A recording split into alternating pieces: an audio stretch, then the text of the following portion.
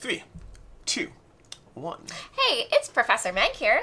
And I'm Alex Radcliffe. And welcome back to the Board Game Code channel. Today we have more of our top 100. I'm just really excited, Alex. We went so off book because I'm so excited.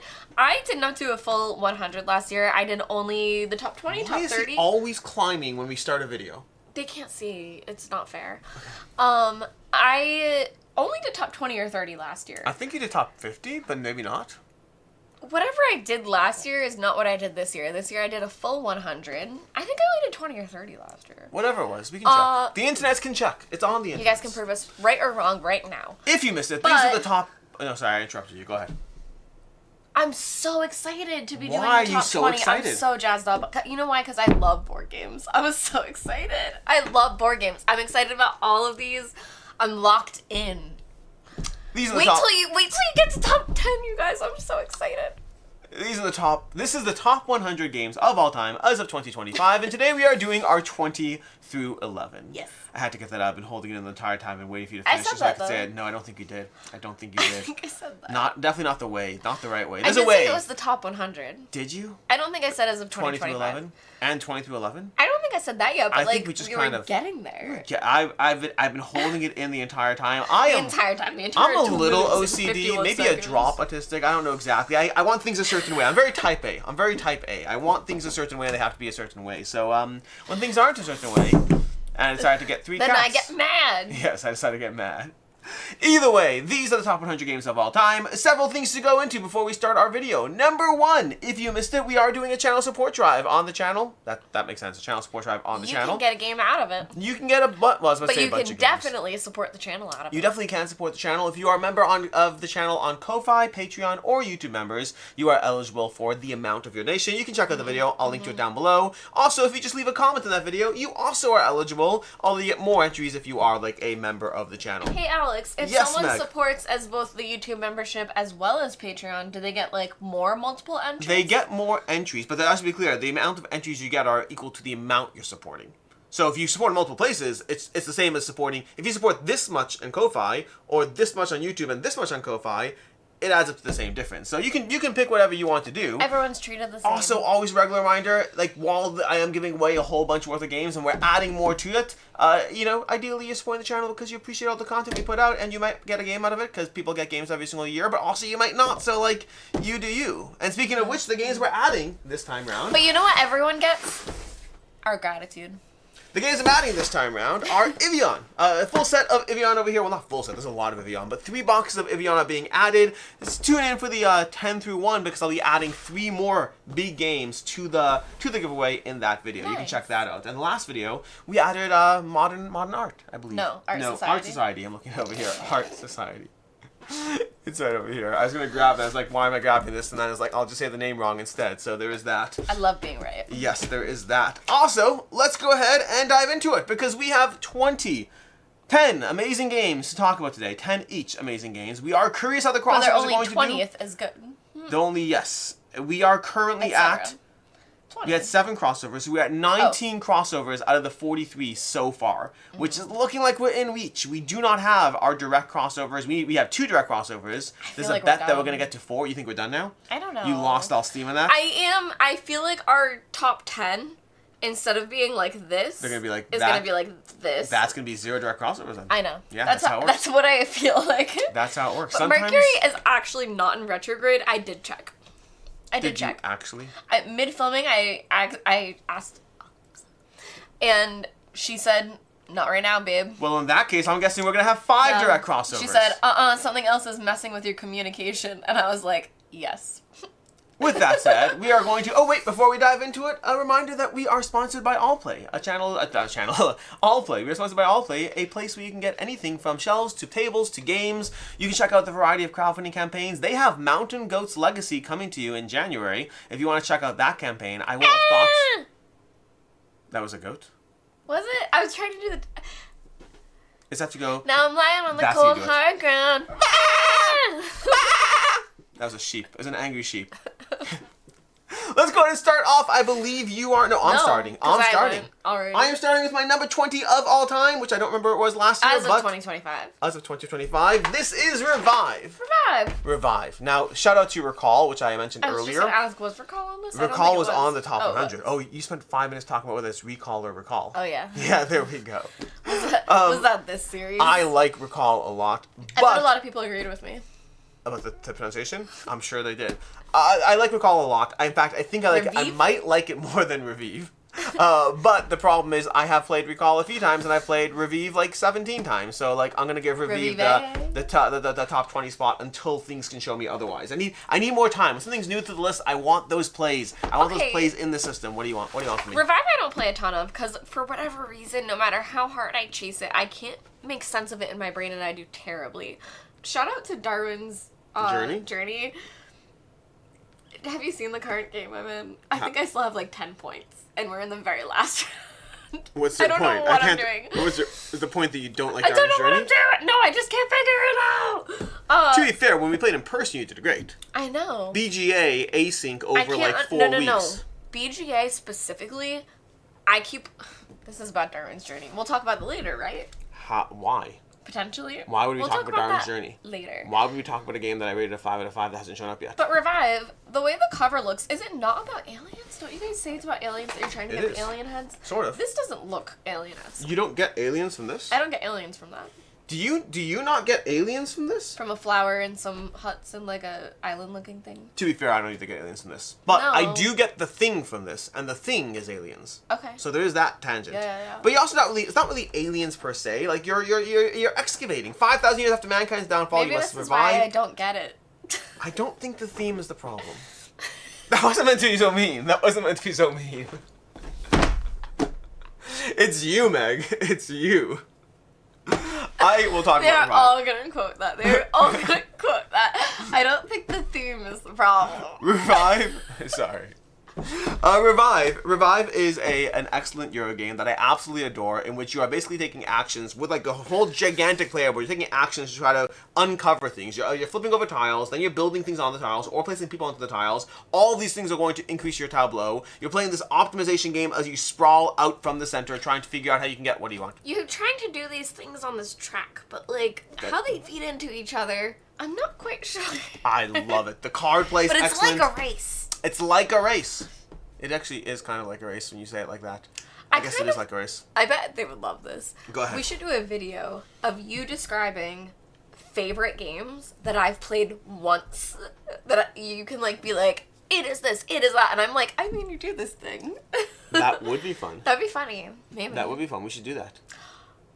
I'm evolving the idea in my brain. What if I pick games that I know you love that I don't know much about, and I just try to describe them to you, and you try to guess what they are? That would also be fun. Tell us what you guys would like. This is the top 20. We are one. We are one. Yeah, we're not trying to do this in a hurry. I adore Revive. I have done a full review on it. I've done a full 12x12 review on it. I've played it every player count. I've played it every way. I've played the full campaign mode. I've done everything you possibly could do with this game. Okay. Outside of calling it Revive until today. That's Revive. My number 20. Revive. Revive. Revive. It's on BGA. It is on BGA. There you go, you guys. We have another crossover. We have crossover. Crossover. Which is good, because looking at my list, I only have one crossover so far. I could've On my sworn 20 through 11, I only have one crossover from things you've talked about so far. You guys, this is a game we already talked about, clearly. And it's a game that I actually asked follow-up information on that I didn't know, really, in this series, because I love Hanamikoji. This is a game that I have asked to play a ton of times. It's very fun. It's very push and pull. And I really enjoy the games that like almost simulate chess, where you have that similar set of rules and you're like, I've got this, I'm gonna push this way, and it just very much gives you that feeling. It's I pick, you choose. I was gonna say I cut, you choose. Choose. Yeah. So it's I split, you choose, whatever. I'm making up my I words pick, now. you choose are like, I cut, you chop in half. I cut, you eat. Yeah. That actually works. It does. So Anyway, Hanamikoji is a game where you're using these different actions in different ways, that some of them are a bit more selective, that you get to discard things, but sometimes it's more giving things. But you're all going through these cards trying to gain control of different areas to kind of score for the end of the game. So it's very much a two-player tug of war. And yeah, I guess there's Geisha's Road in here that someone actually commented about and said that it's more convoluted. It is more so convoluted. Don't worry about it. I did say so I'm not gonna worry about it. No, I think it's worth playing. Yeah, but they were like, it wasn't. They were like, it was like, I'd rather just always play Hanamikoji. So I agree to the extent that I'd rather play Hanamikoji nine times out of 10. Geisha's Road is just a variation that's more convoluted, but it's still fun. It's like playing Castle of Burgundy with or without the miniatures. Like, the game's just as good without it, just if you want to do more stuff, and sometimes it's worth it. Is it as different as just adding the miniatures? I feel like that can't be true. No, it's not. You're such a liar. No. The You're comparison. a liar face. Anyway. I am not a liar face. Anyway, Hanamikoji is going to be my number 20. What's the quote so far? On your end, we have the theme's you're not the liar problem. Face. And on your end, we have your liar face. My 19 is a crossover. Ding, ding, ding, ding, ding, ding. We have A Feast for Odin. I love this game. I love this game. This is so good. This is like, this Uri Rosenberg, I've gone through phases of which of his games I like more and which ones don't. Like, his games have been all over my top 100. Sometimes they're in, sometimes they're not, sometimes some rise, some fall. A Feast for Odin has been here for a while. And it's one of those games that, like Everdell, my first play was good. I played it, I was like, this is good, I don't need to own it. And then I got it back like 3 years later because I was like, let me try it again. Because also the person I played it with wasn't super into it. So I was like, I liked it enough, let me try it again. And I played it again. Actually, shout out to Board Game Dave. I was just going to say, one of the sweetest teachers I've had in a very long time. Board Game Dave teaching a game is an experience that all of you should strive to have at least once in your lifetime. It is. He is a teacher, so he's an actual, I want to say, elementary school? Younger. I think it's younger kids, though. I think they're like little guys. I would say like 2nd or 3rd grade if I had to super guess. But I think he teaches, or maybe 5th. I don't know. Whatever. Does it matter? It doesn't. It doesn't. But with how sweet he was, he doesn't just teach you a game. You ask a question and he'll go like, wow, that's a really great question. I can understand why you thought that would happen. Actually, it's going to be a little bit like this, but see how this is? That's going to come up over here later. So that was really smart for you to think of that. He's what they modeled ChatGPT after. Oh my god. I love Board Game Dave. Like that was the model for ChatGPT. Yeah. That was a great question. Would you like to know more? Yeah, but he means it more sincere than ChatGPT does. ChatGPT. He means it. ChatGPT means everything he says to me. Okay, anyway. The aliens are coming. Feast for Odin? I love it. It's a great game. It's a polyomino game, which is weird, but it's like so good. The way everything feeds together, it's a polyomino game. Absolutely, but I think if you don't like polyomino games, you might still really like it because it is also a worker placement, like action selection game as well. There's a lot of things happening. It's also an economy game. It's also an economy There's a lot of pieces to it. There's a lot of cards. Yeah. Lots of cards. I love the cards. The cards make it fresh because like all your strategies, depending on the cards you draw, you have to feed into the strategies. So I love small things like that. That's something he took from Agricola, and I think that the overall worker placement puzzle in here is incredibly rewarding. The feeding your people is one of the least punishing feed your people he has from his games. Because I've, like, honestly, between you and me, like, right here, I think I'm getting rid of Caverna. And I love Caverna, but I think the more I've played Caverna, the more I'm like, you know what? I don't want like half my stuff to feel like it's maintenance. You don't need it anymore now that Awakened Realms is going to be doing a deluxeified version. Oh, they're doing an Deluxeified Agricola.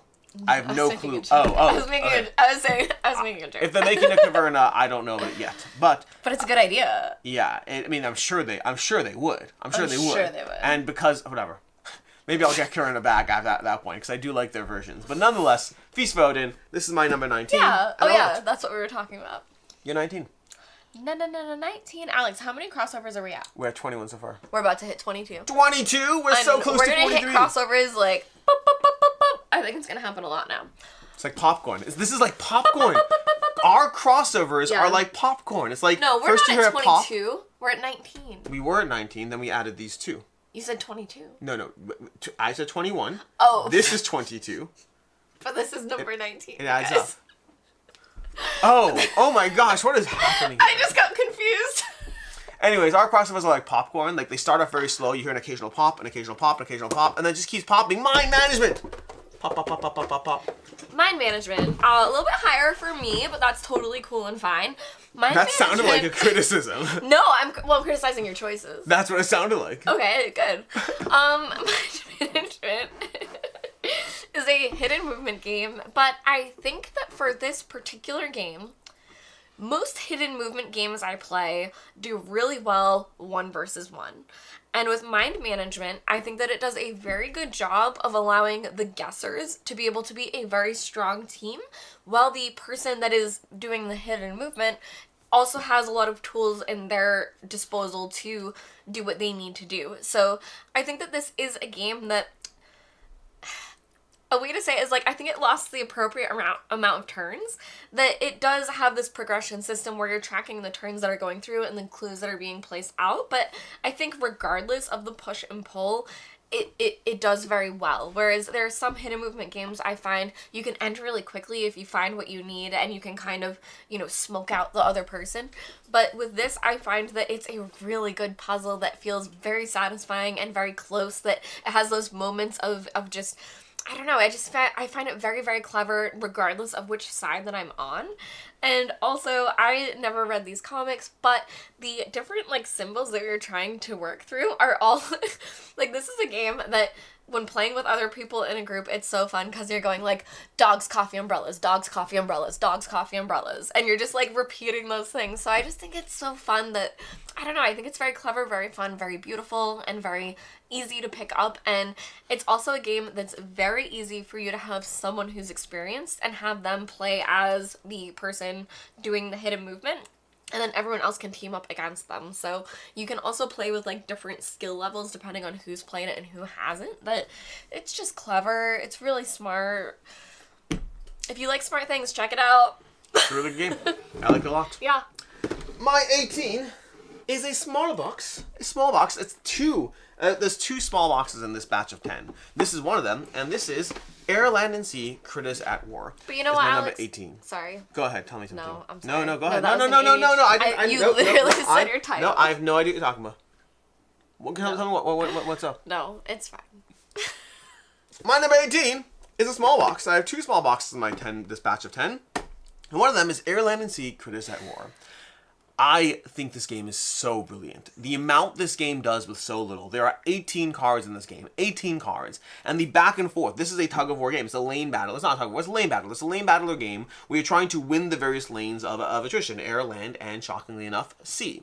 Because the title. But basically trying to win these lanes, and you're trying to do so by having the most strength in those lanes. But you play these cards, and these cards have both a value as well as an ability. And executing on your abilities is a key part of the game. My favorite thing about this game that I've never really seen another game do the same way, maybe there are some, I don't know, is the idea that you can pull back at different points, and the earlier you pull back and say, hey, I give up, the less points your opponent gets. So I can fight you to the bitter end, and you can get like 6 points. Or I can be like, you know what? I think you got it. I'm going to back off now. And then you get like 3 points. So like you have to kind of know, do you think you have this? As the cards get played, how can you kind of keep an eye? You're not really fighting to the end. You're fighting to what you think makes the most sense. It's such a brilliant concept because you can lose a bunch of times and then win the right ways, and you can take control. I love the way the game does this, and I love the 18 cards, how brilliantly they work together to really give you a lot of control. It takes a few games to kind of know everything you need to know, and then back and forth, it's just a brilliant back and forth between 2 players. I adore this game. The Critters at War version is just the cuter version of it. Fun fact, this is like the 3rd game I ever reviewed on the channel, like the original one. Like it was like, I played it and I was like, this is really good. I got this YouTube thing I'm doing now. I'm going to review a board game because I liked it. And it's still here, like 6 years later. I've been doing YouTube for 6 years. That was Terraforming Mars for me. I can remember sitting down to my first play of Terraforming Mars and being like, I love this so much, I need to film a video. I need to tell people how good this is because no one knew. Yeah. Honestly, all the games at this point onwards have that aspect. You need to know how good these games are. Yeah. Yeah. The thing I was going to say, Alex, is like, I don't care what your top 20 is anymore. I just keep praying that Srebme has not played it. It's the only thing I care about. I'm right there with you. Oh my gosh. Srebme specifically is the only thing I care about. You're one up. I got contenders. You're one up. I know. You're one up. I have to keep her. This is terrible. Okay. My number 18. Yes. It's on BGA. It is not a crossover. I don't think it'll be a crossover. Also, fun fact, before you do it, I have to double check. I think she says she's going to try to play like Mind Management to catch up. And now it won't even help. Oh, thank God. Oh, was that the game that she... There was I knew she said... There was one that she was like... There were like on, 3. I think it was like Revive, though, or Recall or something. No, I didn't say One of those she's going to play. I don't know what it was. Maybe it was Rurik. It was Rurik and Mind Management. There was one that I was like, that's not on my list. But if it's Mind Management, you play tonight, girlie. It doesn't help. It doesn't help anymore. It does help. Why can't someone be on my side, Alex? You're number 18? Number 18 is going to be a BGA game, Planet Unknown. We've talked a lot about polyominoes, and this is going to be a polyomino where you're trying to fill out your different planets. So you have different types of tiles that you can place, such as like the water ones, the greenery ones. There are ones that are lava that help you move your rover around, and your rover can pick up different meteorites. But it's basically a polyomino puzzle where you're trying to fill in your different planet, and you will score once that's full, depending on the different rows and columns that you have filled out, as long as there's not a meteorite there. But then there's some like additional extra scoring that you can get in a couple of different ways. So you have like personal scoring where you have goals you can work toward. There's some shared goals you can also work toward, but there are also civilization cards that as you hit certain levels, some of them might also help you score some endgame victory points. So there's a whole bunch of ways for you to gain points in this game, but the clever piece is, and I did only grab the box, but this is a good one to show. There's a Lazy Susan. It's a Lazy Susan, correct? Yep. It's like a turnstile, whatever, that has all the polyomino pieces in it. And it matters because it matters where you're oriented, that depending on where you're sitting at the table, you're only ever drafting from like one particular area of pieces at a time. So you only have access to ones that are shaped a certain way, but then on top of that, you only have access to the top one, which only has certain types of terrain. So you're kind of limited in the choices that you're making. That, to me, honestly, it's almost like multiplayer Patchwork. It's like Patchwork bigger, where you have that same kind of feel of picking different pieces of polyominoes every time and trying to fit them together into your planet board that you're trying to fill out by the end of the game. And yeah, I really love Planet Unknown. For the past 2 minutes, I have thought there was a cat behind us playing with a bell toy. And then I realized you're just moving the chair and you've added jingle bells to your phone. Santa's coming. I thought there was a cat behind us. Santa's I finally coming, looked back. Yeah. I can put this over here. Oh. Yeah. I just thought there was a cat behind us the whole time. I'm like, with the chaos. Yeah, Planet Unknown. Highly enjoy it. It's on BGA. So you can check it out there before you check it out somewhere else if you want. My number 17, I can't remember. 20, 19, 18, 17. I actually just did a little minor slip of the tongue when I said that 22 tricked me. Because I mentioned Swebby said, like, maybe it was Rurik. And then I realized I said Rurik because Rurik's over here. It's not Rurik. Rurik's it's not Rurik. This one. She did say she was going to play something, though. Was it... Unless she knew Rurik was there? I don't remember. No, there was a list something. of like 3 things. I'll look it up later. Rurik. Rurik is absolutely delightful. I adore this game. It has always bounded around like between my like, top 10 and top 20. It's always been like, I don't remember if it's ever made its way into my top 10, but maybe it did one year and it was at 10. I have to check my history. No, it's me. Oh, I don't know. For me, Rurik, it's always been like my top 20, but it's always been like, I think one year was 11. I was about to say it's always been in your top 100. Yes, it has since I played it. That's fact. Yeah, Rurik is an amazing area control game that has dudes on a map, area control, sort of worker placement puzzle, because there's 2 main phases to the game. There's the way you choose the actions you're taking by placing your workers out to take actions, and then there's the actual follow-through of are you attacking, are you mustering, how are you trying to spread around the board. I still have not. You have played this. Did you not? No. Level Up, you didn't play it that time? Oh my gosh. I think it was... Yeah. This is so good. This is so good. I've also played the new version, by the way, because there is a new version of this coming. I have played the new version. I like the new version. And I was skeptical because they're cutting it down to 3 rounds from 4, and I was like, I don't like less rounds. Although there is a variant you can play more, but it works. The whole thing works.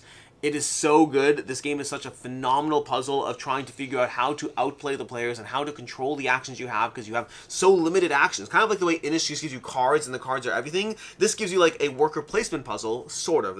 It's kind of worker placement as far as how you choose the actions, and those actions are everything you can do. Do you want to muster, tax, build, move, anything you want to do, you have to lock in, and then you have to play it out sequentially. I've talked about how much I like Minos, because Minos is an excellent, a kind of Euro-y version of Rurik, but Rurik is still king. It's one of my favorite area control games. I say one of because there are still more to come. And they're doing a new version? They're doing a new version. When? I want to say early next year.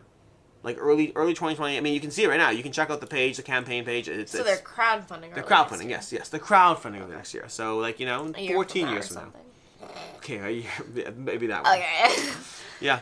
I like it. I think it's excellent. It's one of those games I'm very happy they're doing a new version of it because I've always felt that this is one of those games that people who play it love it, but it doesn't have that wide of a release compared to other games. And I'm happy that Fantasia is bringing it to more eyeballs so that more people can love it as much as I do. Well, Alex, do you remember which game? And this was like, I think a lot. I don't remember what number it was, but do you remember what game you said lives rent free in your brain? Is it Zenith? It was Zenith. That's weird. How do you remember that? I say things, I don't remember it at all. This is why we're playing that game where you describe things to me. But honestly, that's gonna be a great video. Stay tuned. This game lives rent free in my brain. So it's not one that I play that often. It's one that I played the entire story arc through, but it's one that I will talk about for the rest of my life until I get more of it. It is something and something something. Yeah, it's Eila and something shiny. And this poor box, again, shout out to Federation as well as this box. I'm only calling it out because I also sit in boxes and I need you to know it was not me. I did not sit in this. It wasn't me. This came like this. But Eila and something shiny is a game I will never forget about. This is like... I'm going to do a tangent after this. But... Oh, until now we've been completely on track. I'm going to talk about the game first. So this... Oh, it wasn't you. Wasn't you. Poor baby. Wasn't you.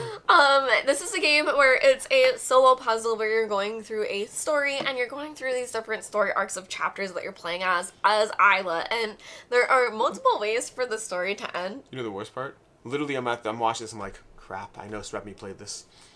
That's my thought. Like, that's what's going on as we play this.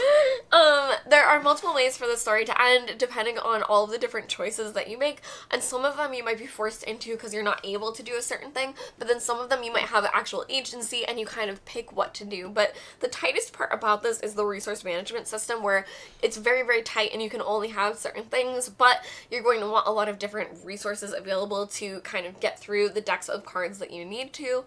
It's a really clever solo game. I absolutely love it. I highly suggest it. I want to talk about this every single top 100 until we get more of something. What I really want... You mean you want them to do more stuff for it? Yes. And what I really want, because we have Eila, is that, like, I would just love more of this system with another story, because you can still play this through and get through multiple endings. So there is a lot more to experience more than just your first playthrough, but I loved the system itself and how cute it was. It doesn't need to be Eila, but it totally could be because she's so cute and cool. I love this game. Great with like the Zelda IP. Yeah. Leave it alone. She's good enough as she is. Leave her alone. Get out of here. Who, Zelda or Eila? Eila. Eila's cute. I want a new system. I like this game a lot, but I did feel I felt slapped in the face by the ending, and I do want the game with a new system. You only got one ending. I wasn't interested in continuing. I was like, nope, I'm not. The way you did that, I'm not. No, it's a good game. I want another system. Okay. I'm not alone in this, but even if I were, it's still. Because I like it so much, I think I'm gonna leave it big like this. Yeah. Anyways, my 16 is Bruges. I love this game.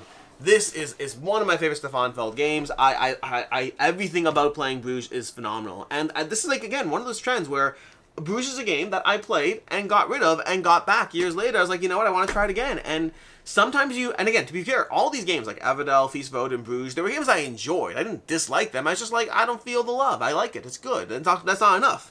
But these are all games that I got back, dove into them more, and just continue to love it. This was my pandemic game, by the way, which is a weird thing to say, but basically my game group, when we stopped meeting up for COVID, a core of us started playing online a lot for a bit, and Bruges was one of the most played games during that period. We played it on yukata.de, so not shout out to BGA in this one, shout out to yukata.de, and we just played, we'd hop onto like little Zoom calls, play together with Bruges. AP killed at this game. He is so good at it. He made them. Is there economy in it? There's economy in it. There's stuff going on. There's like a lot. I love the dice rolling. You're basically rolling these dice, not your dice, they're public dice, and then you have cards and you trade these cards in for different things. So like sometimes you might have a yellow card that has a really cool ability, but also right now the yellow die is on 6, so you want to get 6 money out of it because you could get 6 money out of it if you like. There's so much you're trying to balance as far as building the canals, as far as moving up the tracks. You're trying to waste up the tracks. You're trying to be the first in different orders. There's so many cards, and all the cards have different ways to build up your engine. I've talked about this a lot. I love games that just give you a core system and then tons of cards cards, and the cards are how you find the way to break the game. I absolutely adore Bruges. I do think it is best with the City of the Zwin expansion. If you are interested, the Queen Games has done the new version of it. What's it called again? Do the cards have powers and abilities? The cards have powers and abilities. They do. There's a new Queen Games City Collection version, which I do think is good. I enjoyed it, but I think I have more charm and love for the original Bruges. I adore this game. I highly recommend it. It is my number 16 game of all time, and I love it here. Alex, after Eila, I was going to do a tangent. Stay tuned for the end of the video if you want to know my tangent, because it's going to be fun. And no, it's not about board games. Ready for number... 20... Well, no, sorry.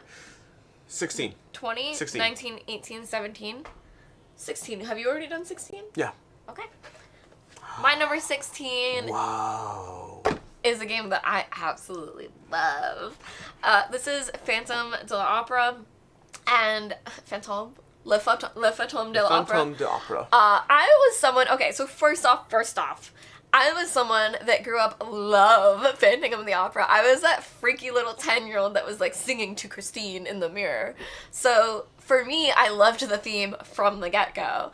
And so then when I played this game, I'm like, oh my god, you're Meg Geary. You're playing as like these different people that like... That alone, I was already like in wonder by. And then you learn the rules of the game. And this is a game where it's hidden role, where you're trying to... maneuver yourself around the like the whole entire theater area between like the catacombs underneath and everything. Again, if you know Phantom of the Opera, you're going into all of the different areas, but there's different pathways, and certain people like Meg Geary can sneak between the stairs. And so all of these characters have special abilities, but it's a hidden role where one person is trying to deduce who the Phantom is out of all of these characters, and the other person is trying to be the Phantom and continue to stay hidden.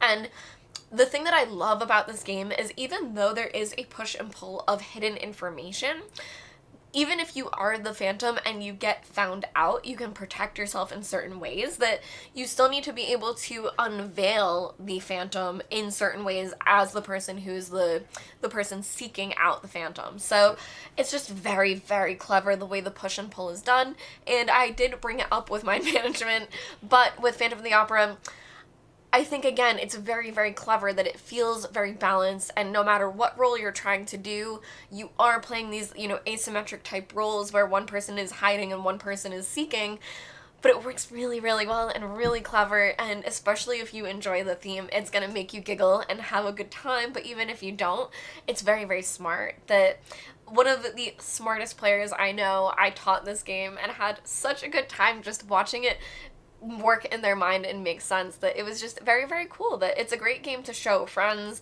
I think it's great to explain, to introduce someone to something like hidden movement, because it is very straightforward and makes a lot of sense. I don't know, the different roles in this for all of the different characters is so clever. I just think it's so well done. It's a very good game. Yeah. I like it a lot. This is my favorite. This is originally based on the Mr. Jack system, which I think overall is a very good series. That's actually available on BGA. Mr. Jack is, the Phantom is not. I love this. The Mr. Jack system is excellent. The Phantom De L'Opera is based on system, and it's my favorite implementation of that system. My 15 is the smallest box that I was going to say the smallest box I have in my top 100, but I have Button Shy, so... Button Shies are wallets, though, so this might actually be my smallest box in my top 100. This is For Northwood. Nice. I love this game. I love this game. This game, I cannot get enough of this game. Somebody did point out, I said something about like, oh, this is my highest ranked trick taker in one of the top 100, and someone's like, isn't For Northwood? I was like... Solo trick taking. Yeah. A little different. No, it counts. I just forgot about it. I agree, but I can understand why you classify this as solo before trick taking. I love For Northwood. I think this game is so clever as to how it operates and how it works. It is available on BGA, but I've played it on BGA when I want a quick break. I played it in person when I want a quick break. I love the cards. By the cards, they have that like plasticky feel like to it that like Chip Theory Games does in their cards. But the overall game, it's a solo trick taking puzzle. It's like a linen finish. I think it's what they. No, it's like they're like there's a plastic to it. They're slippery cards. They're like slippery. Maybe, yeah, they're slippery-ish. I don't know. Whatever material this is. I have no clue. But buy it and touch it for yourself. Buy it and touch... That's going on a t-shirt. Anyways, For Northwood is... It's such a logic puzzle to figure it out. I love going through the story of it. There's a little campaign that gives you different rules, and I love that. Like, breaking the game with different rules, it's amazing. I love it when a game gives you a system and then you kind of have variations within that system. But the overall puzzle is just like, how can you play a solo trick-taking game? How can you predict what's going to come from the deck? How can you plan around how many losses or wins you need? And how can you use the abilities at your disposal to perfectly control what happens? How can you play it? Sometimes you are dealt a bad hand, and it is what it is, but the amount of times you have actual control over things, if you utilize your abilities correctly, it's such a clever optimization puzzle. I adore this game. It is one of my favorite recommendations for a solo game. In fact, people have been asking for that solo, top 10 solo games. Spoiler, this is going to be on the list. Other things too, but this will be on any top 10 solo games list I do for a long time. I absolutely love For Northwood. Yeah, like, this is like a relevant tangent, so I'll do it. Speaking of the solo games, because people did kind of respond to that, I think that we should do a top 10 solo games video, but then I think I should separately do a top 10 games of multiplayer games with a solo mode, because you don't do that as much. That you don't really, yeah. But I think that might just be good for you guys to have, like, I don't know, my opinion. Maybe even not top, but maybe like all the solo modes I tried this year. Maybe I go quickly through them or something. Because I play it I do it a lot. I do it almost every time if there's a solo mode. I just like mentally envisioning like Rodney Smith being like, and I'll leave the solo mode for you, and Meg popping up being like, I got that covered. I'm here.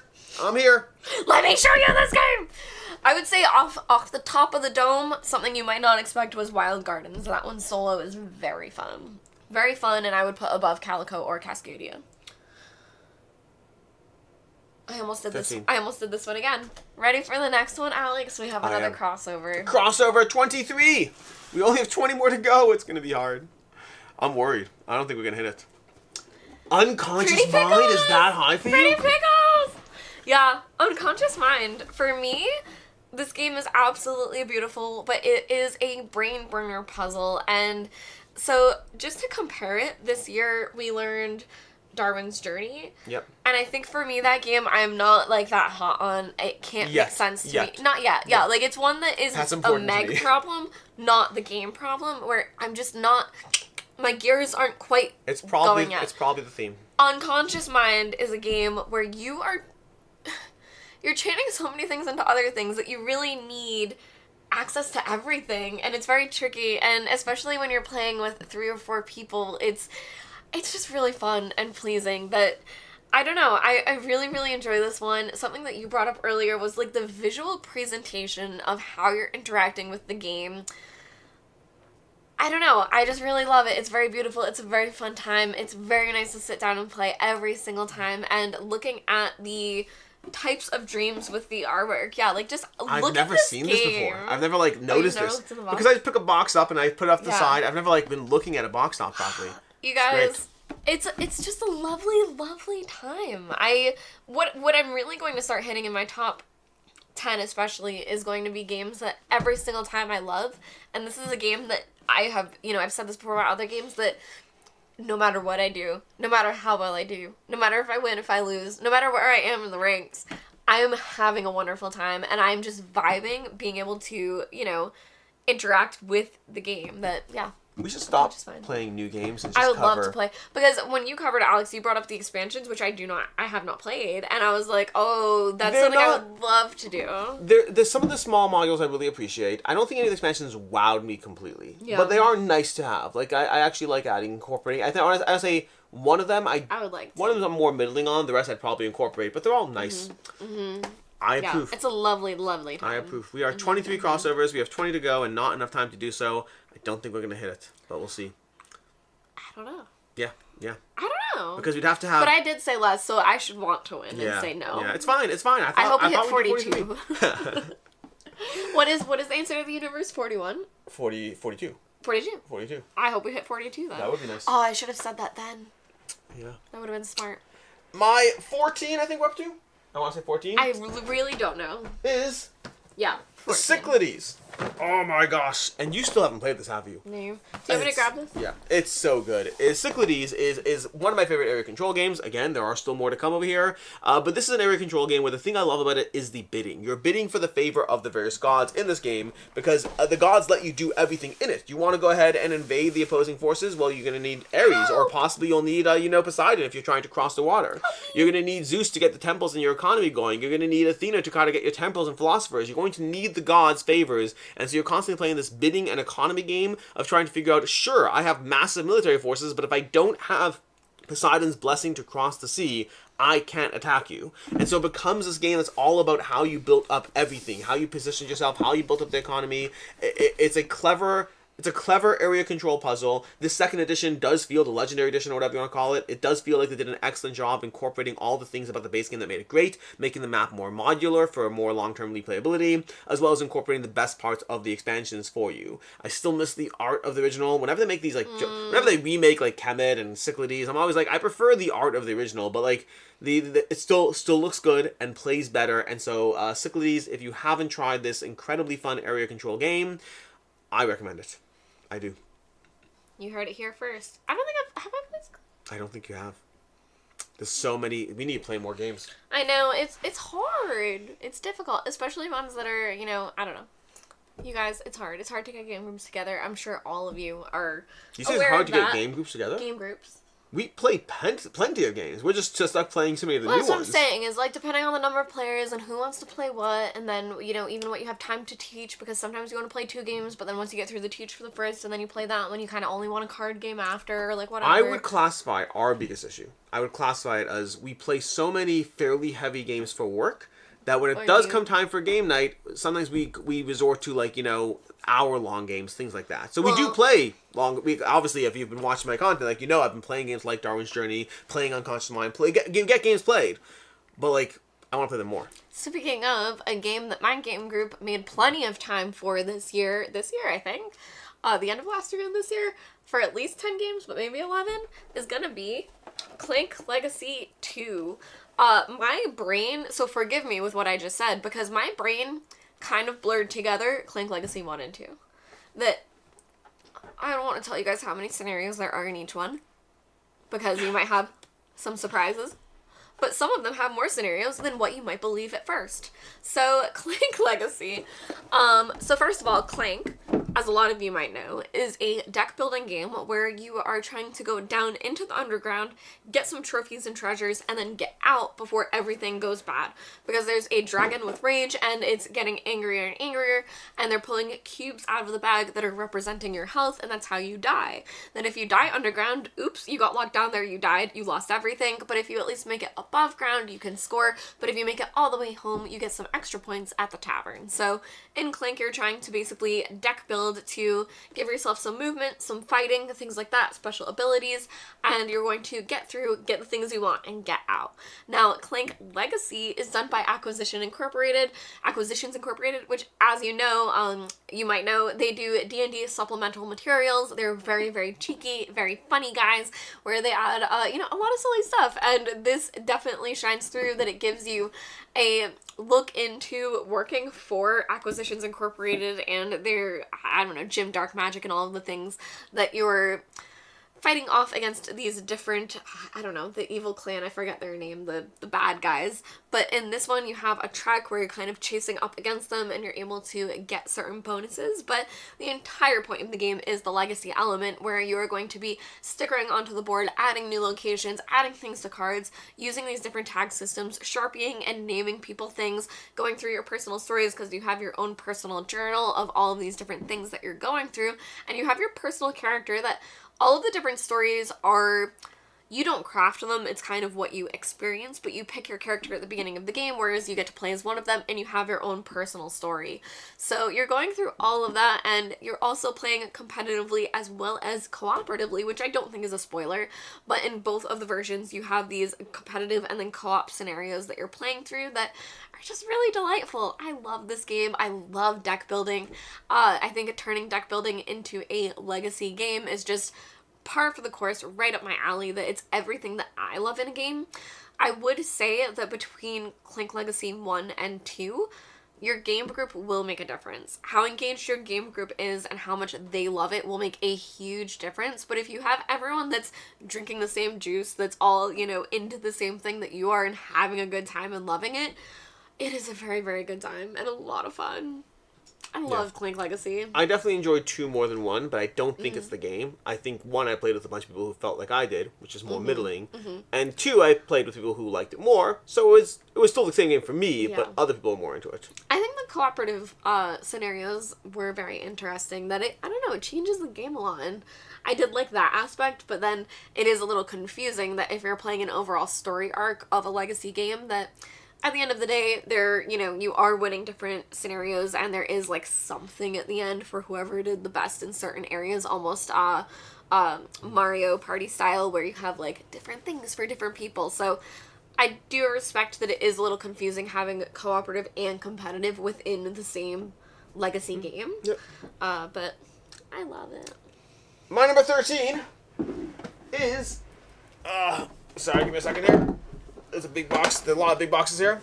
We got Expeditions. Ooh. Expeditions from Stonemaier Games. I believe this is my highest ranked Stonemaier game, and I believe it still is. I mean, it is. I think it's my highest ranked Stonemaier game.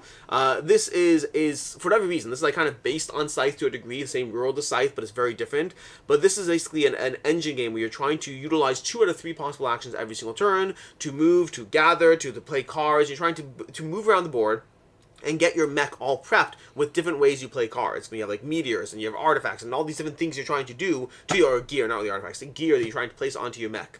It's all about trying, and then you have quests. You basically have like 4 different types of ways of things you're trying to pursue in the game, and you're exploring around on this board to do so, and then this game has that thing I've mentioned multiple times now, where it's all about the way you kind of break the game through the way you gather your cards. Because I love that. It has the same kind of core system as Scythe, where you are trying to win your heart, so to speak, by doing different things, so you can choose to do this or do that, and once you get enough of them, that triggers endgame. But then how you score is going to be trying to add up all these different ways of scoring, and the card play is everything in this game. Trying to find the right combinations of, ooh, I'm going to gather these 3 cards because when I combine those with these other things, it's going to let me do more in the game, and then I'm going to stack my meteorites and get them all in cascading order because they activate off each other.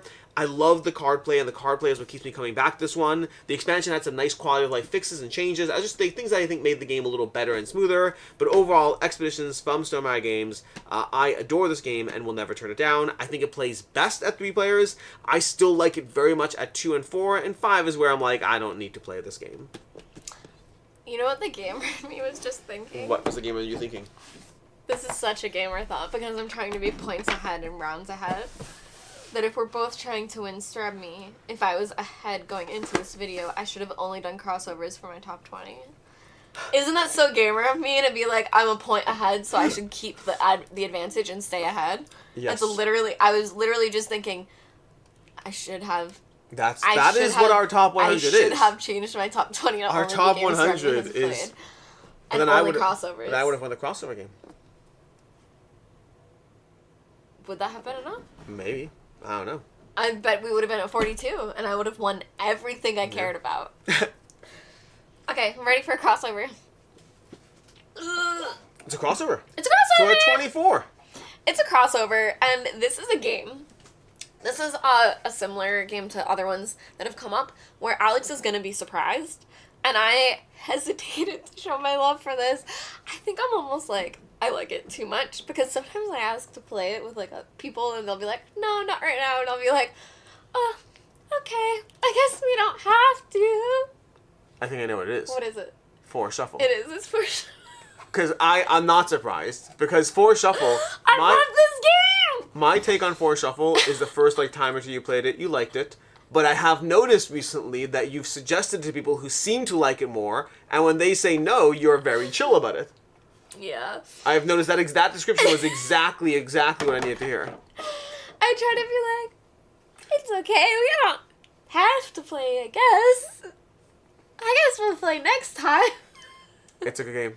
I like so, Forest Shuffle we've already brought up, but it's a game all about chaining cards and abilities, and I think a lot of the games that are, this high up for me, I'm going to fix this later.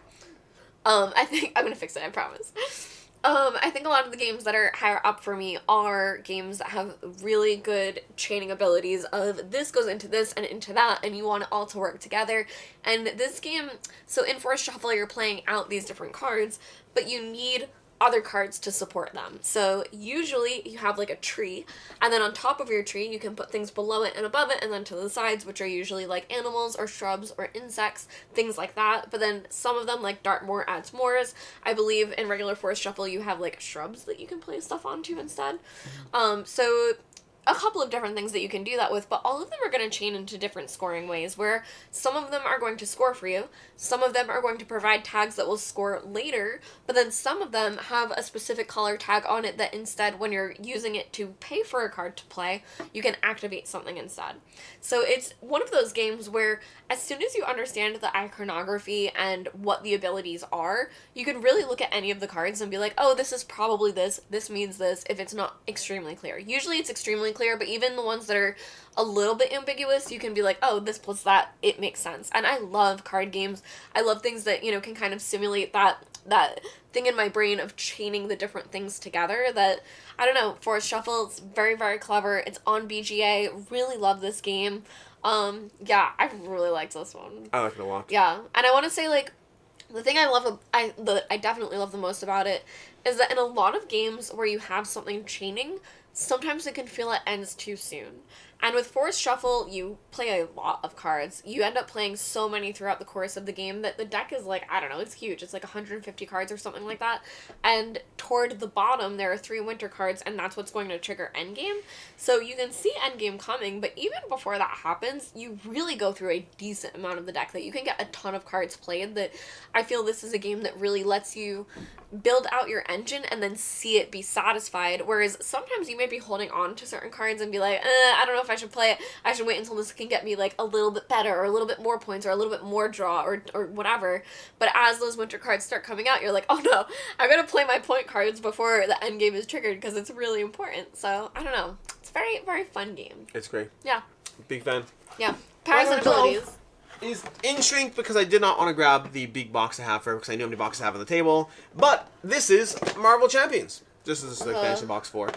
The shine on my box is bad. Marvel Champions. Highly recommend this game. This is this is another one where I have that one Sharp Joe giant box situation, so I'll try to link to him down below if you want to see that. But Marvel Champions is a delightful card game in which you are basically trying to use cards to pay for other cards while you take down the big bads along the way, which I love that system. I love the constant choice. First of all, you build your deck, and you can use a pre-constructed deck. There's plenty of them out there. But you get a little deck, you get your character, Doctor Strange, Hulk, whoever. You have a pre-constructed deck, and then from there, you have all these cards that can go into your pool, and then from there the next time you can construct a deck. You take the 15 cards from that particular hero you want to use, and then you choose their attribute, justice, whatever it is. You choose something and you go ahead and combine them, and then you make your deck for that character, and then you can iterate from there. I constantly, whenever I play the game, I'm usually just building the decks on the fly. I'm not worried about playing it the most optimally. I'm just worried about having fun building a new version of how I'm going to like use Captain America to take down some big bads. I have like all the campaign games expansions for this, and I haven't played a single campaign yet because I buy everything Marvel Champions, and I just usually just grab a few decks and just play through it because I just have fun with the system. I love trying out new heroes. I love fighting against new bosses. It is one of those games that the amount of content I have relative to how often I play it is not a good mathematical equation. But the fun I have every time I play it, I find there's something so ridiculously crunchy about having a hand of cards and choosing what gets played and what's paying for other things to get played. Combine that with the near infinite variability the system has with how much content I have, and it's just one of those games that I absolutely adore, and I probably should stop buying more of it, but I will keep doing so for now. You know, that's my favorite X-Men. Is that? That's Ileana Rasputin. Is that? Magic. I don't know the X-Men nearly well enough. I love her. Ileana. Okay, this is going to be one of my 5 out of 5s for the year. So this was a game that I learned this year, well, was introduced to this year, and gave it a 5 out of 5 because it is pure gold. I don't know if it's in your top 100 though, which is kind of egregious. Is it Puerto Rico? No. What is it? It is Emberleaf. Oh my gosh. To me, Frank West can do no wrong. He really can't. I want to say, I haven't played, is it City of Kings? Yes. And you've played Yes. that? No, I haven't. Oh. I know, but I just haven't played it. I would totally play it. I haven't yet, but this is Emberleaf, which is his newest title. He hasn't done anything since this. Yes.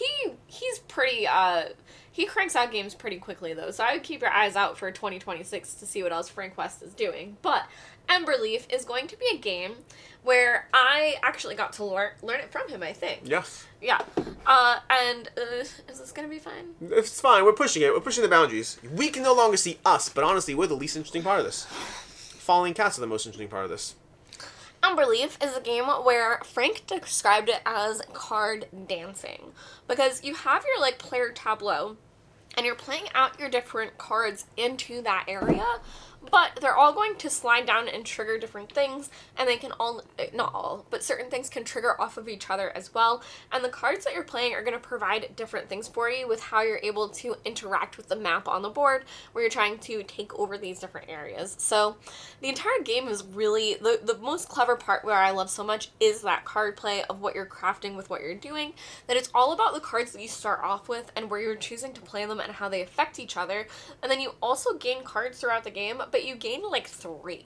So it's really not many at all, that there is at least a decent choice where you have a couple to choose from when you're gaining those cards, but everyone can see the ones that are going to be, you know, available for you to gain, meaning that people are also racing toward that best card that they want. So I don't know, I just think that the card system in this was so clever and beautifully done. It's very, very satisfying that the way that they all move and how you plot out where you choose to play what and how quickly you get cards back is just... Sorry. It's just like a whole personal puzzle of how the cards make sense to you, because a lot of times when I talk about games, I'll say that certain play styles, like when you're playing something like Gloomhaven, certain decks will make sense to you, and with Emberleaf, I find that how you play out your tableau really matters on how you play as a player, because I've seen some people do really well in certain ways, whereas other people may be a little bit slower and more cautious and have their abilities trigger a few more times. That, I don't know, I just think it's a really, really clever game, and I think that that piece of you only add 3 cards to your deck over the course of the entire game is so tight and strong that, I don't know, it's just extremely satisfying every single time I played those. It's a good game. Yeah, very satisfying. My number 11 is one that has been in my top 10 at times. It has fallen out of my top 10, but 11 is still pretty good. 11 is still great. This is the last one? This is Too Many Bones. Too Many Bones. I think Too Many Bones is fantastic. Too Many Bones, and this is like the smaller accessible box as opposed to being at the giant trove chest, because that would be crazy. But Too Many Bones from Chip Theory Games is still my favorite game from them. It still has the degree of character growth. Again, like I talk about like things like Marvel Champions and different characters. Asymmetric characters in Too Many Bones put every other asymmetric character you've ever heard of to shame. It's not like here's a few new rules, here's a deck of cards. It's like, no, here's an entire rule sheet. There are games that are less complicated than learning a new character in Too Many Bones. And that's both a bad thing and a good thing, because learning a new character, you like start this mastery process. Like, you have all these dice. Look at these 16 dice that go with this character. How am I going to utilize these dice and put them into my board and grow with these abilities and then have those daggers and eat that corpse? Yes, you do things like that in the game. There's so many different characters, and the way they all operate their own little mini puzzle. Are you crafting bombs? Are you eating corpses? Are you a giant shocking thing? Do you have a little pet wolf that helps you out? Or do you have a loot? What are the things you do that's your puzzle as far as how your character operates? You can play this true solo with a single character. You can play this two-handed solo. You can play it multiplayer cooperatively as you go through it. And again, you have so many variety of the characters you're going to be fighting against, the bosses you're fighting against, the ways to play the game. It's one of those games that I think does so much incredibly well as far as how the system operates and what that system does for the players, letting them just do powers and abilities as much as you possibly can, feeling incredibly cool, feeling powerful as you go through these quests, these day by days, making little choices, and then having this ultimate battle at the end that kind of is a test as to how well did you build everything out. Sure, you have these little skirmishes and you won them and you feel cool and powerful, but did you really build your character well enough to take down the boss? Because that's going to be everything in the game. I have so much fun every time I play it. It is so intricate and so well done. This is a masterpiece from Chip Theory Games, and I don't think I'll ever get sick of it. Yeah, it really is. I'll say it now. This one did not make my list this year because I don't think I've played it in the past year. That's not a criteria for me. I know, but I haven't played it enough that I wanted to, and I really felt that this upcoming year is going to be a challenge for me to play the games that I feel deserve to be played, because That's Wow. one that... So, one thing that Alex didn't say is, like, the failure system, I think, is also very clever. That you have these bones that you're slotting when you fail your dice rolls, or, like, you use them to, like, kind of power up something else as well. That I really enjoy that. That for a dice rolling game, you can still power up things while not rolling what you necessarily want. That I think that's very, very clever. Yeah. It's really good. Yeah. All right. Yeah, but Hopalmachus Victoria made my top 100, so... Yeah. I mean, I don't know if I consider that a redeeming quality to listen to too many bones. Okay. Next up is going to be my final game of this, and I think it's my final trick-taking game. It's going to be Lord of the Rings, the trick-taking game, as well as Two Towers. We were kind of saying, like, not Two Cults of the New, which, like, I don't think Two Towers is technically out yet.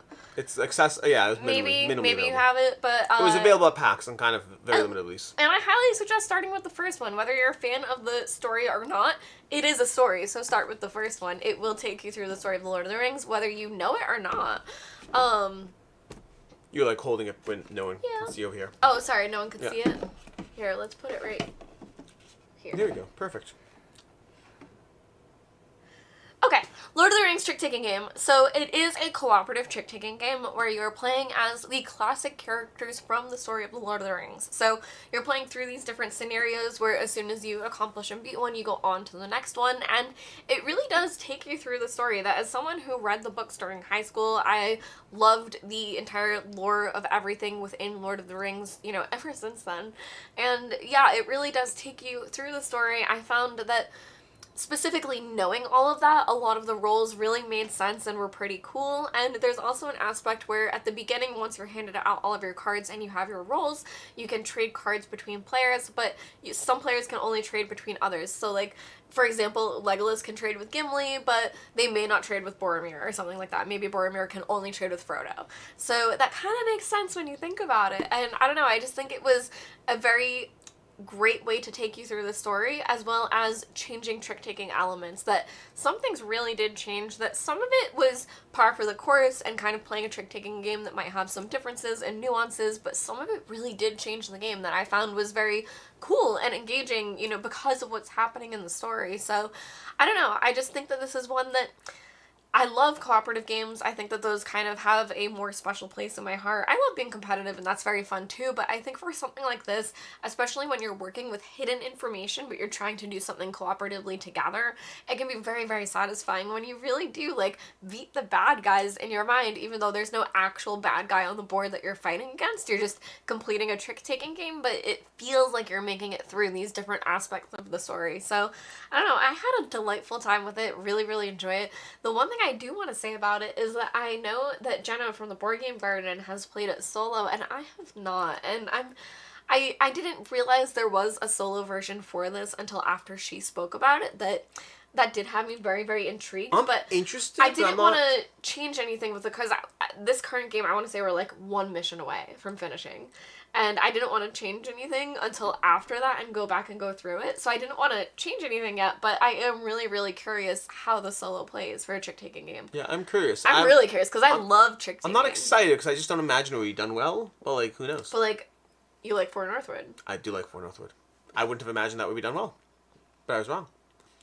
Also, this counts as half a crossover, because I kind of mentally bundled this together with the crew. I put the crew on my top 100. It doesn't count. It counts as a half. It doesn't count. Yeah. Anyways, that is your top 20 through 11. We will be back with our final video. Our 10 through 1 is finally happening. The good games, the ones that are actually worth playing. I can't believe you didn't put too many bones on your list. I know, but I I'm, haven't like, shocked. played it enough. I haven't, not since then. I haven't, in the past year, there were a handful of games that I was like, I haven't played it since last year. I'm just gonna focus on games that I am playing. I can't believe it. Anyways, I will be back with 10 through 1, the final. They're the ones that actually count, and we'll be back with those tomorrow. So stay tuned, check in, all of that fun things, and... Alex, that does remind me of, like, a small tangent. Yes, go ahead. I think I brought this up when we announced, like, how we were doing our top 100, and I said I don't track games. I tried to last year. I am going to try to track games again this year, and I did decide if I'm able to successfully track my gameplays throughout the year, that is how I will be making my top 100 next year of only games that I played in 2026. That's a choice. I respect the choice. Yeah, I think that's what I'm going to do, is if I didn't play it that year, it's not going to be on the list. I respect the choice. Yeah, like, why not? In any case, and until next time, I'm Alex Radcliffe from Board Game Co. I'm Professor Meg. And have a good one. Bye.